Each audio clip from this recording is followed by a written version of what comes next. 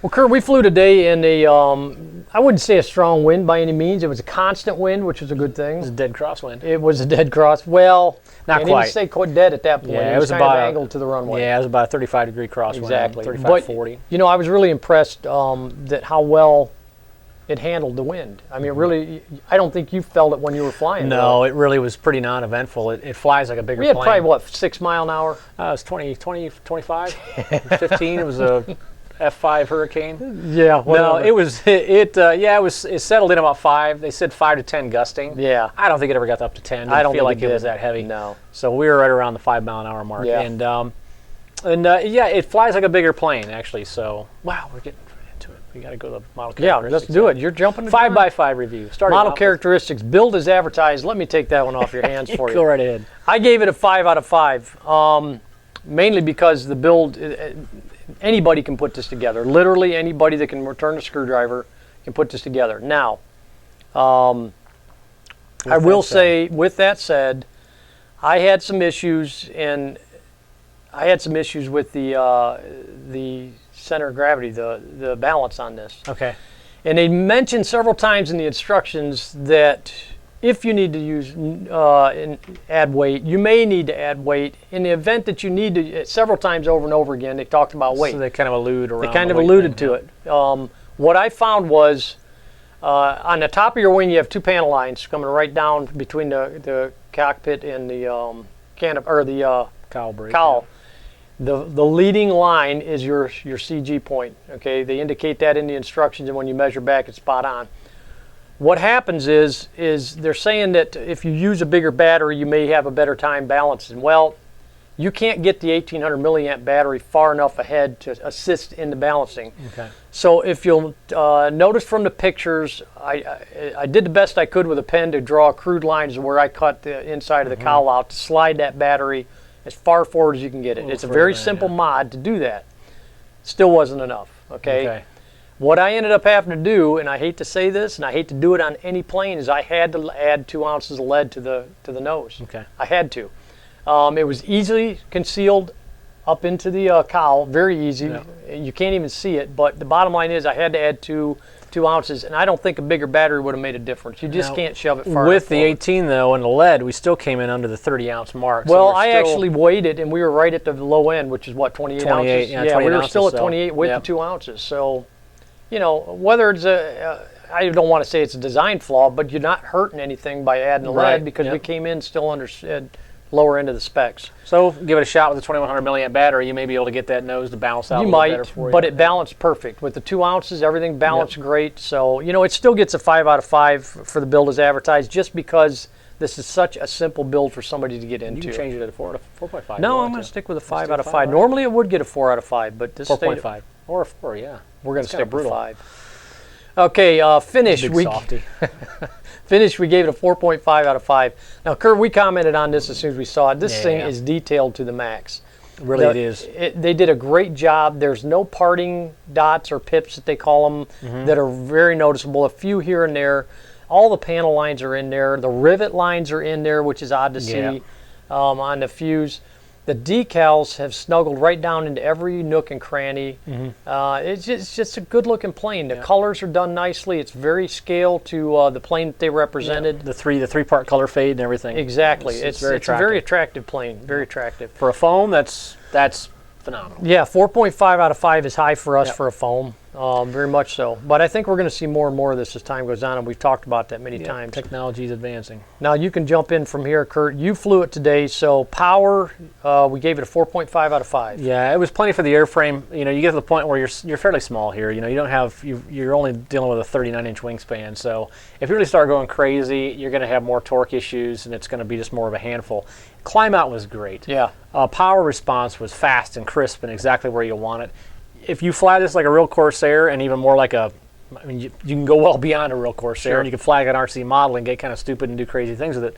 We It never has do all that. the no, We never do that. It has all the power you're ever going to want. So you know, it did work. It's perfectly sized, amply sized power plant, and we've flown with that Super Tiger 10 before. That is a Super Tiger 10. Yeah, it doesn't Yeah. say so on the box, but the fact that you need a Super Tiger adapter alludes to the fact that you've got a Super Tiger. Maybe, No, it is a yeah. Super Tiger. You can tell. Yeah, it looks. We'll say this. It Yes. looks just like the Super Tiger 10s we've flown in the past, And it performs just like the and Super it performed Tiger. right on par. And with they've the got a Super lot Tiger of 10, punch so. to them. Yeah, they do. They really do. Yep, and they're pretty efficient motors too. Yep. So. Ground handling, 4 out of 5. Now, this does not have a steerable tail wheel on it. We thought right off the bat this is going to cause us problems. does. But Yeah, it does not have the steerable tail But it wheel, didn't. But yeah, it does not have the steerable no, I'm tail. saying it didn't cause any problems. No, and I'm we saying it thought- didn't have steerable tail wheels fixed.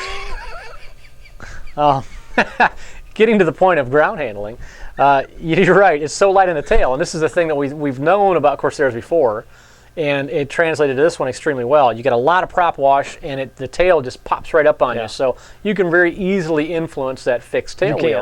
can. And we found it not to be an issue at all. So ground handling, and then if you look at the inverted gull wing and coming in on a landing, it's fine. It's absolutely fine. In fact, my demo flying, I was lazy. Don't fly What? like that. Don't land like that. Fly it like a real Corsair. Bring it down on its mains and set the tail down. I came in and wanted to stall land it on. What's on the a one tail thing dragger. you never do with a tail dragger? You don't stall land it. You don't 3-point land it. No, you bring it don't in, do you touch the nose down. So anyway, The scale enthusiasts everywhere. later just- flights that weren't on film, it did exactly what it was supposed to. It came in, touched on the mains, and the tail set down, and it was fine. Very rigid landing gear. There's no bend in the wire at all to take away any of that impact. So it's going to get a little bouncy on you. That But was when you were flying it like this. That yeah. you did the third. No. it did really well on ground handling. It was definitely very manageable in ground effect. Coming into the approach, Yep. It dead stick nicely. It behaved well during a dead stick.